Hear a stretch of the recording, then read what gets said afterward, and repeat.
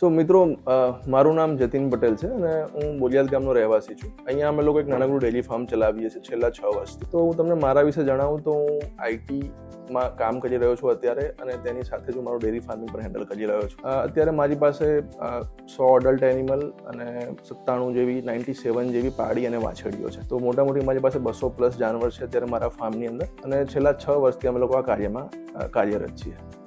હું અને મારી વાઈફ બંને જોડે મળીને આ આખો ફાર્મ હેન્ડલ કરીએ છીએ. બીજું વાત કે અમે લોકો અત્યારે બધું જ રિટેલિંગમાં દૂધ આપી રહ્યા છે. તમને હું મારી જર્નીની વાત કરું તો અમે આ ચાલુ કર્યું 2019ના એન્ડમાં. કોવિડ પણ આવ્યો, ત્યારે બી અમને ઘણી બધી અગવડો પડી.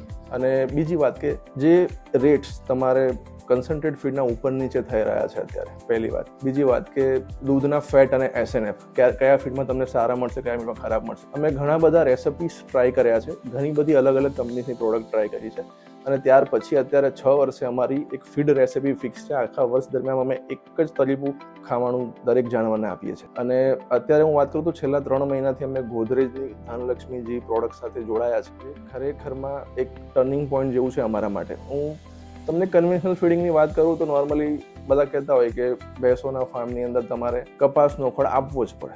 હવે કપાસનો ખોળ તમે આપો છો, અત્યારે એની અંદર એટલા બધા કેમિકલ્સ છે, એની કોસ્ટ ઉપર નીચે થઈ રહી છે. અમે લોકોએ 22 રૂપિયાથી શરૂઆત કરી હતી, આજે 45 રૂપિયા સુધીને પહોંચી ગયું છે. બીજી વાત કે તમને કન્સિસ્ટન્સી નથી મળતી.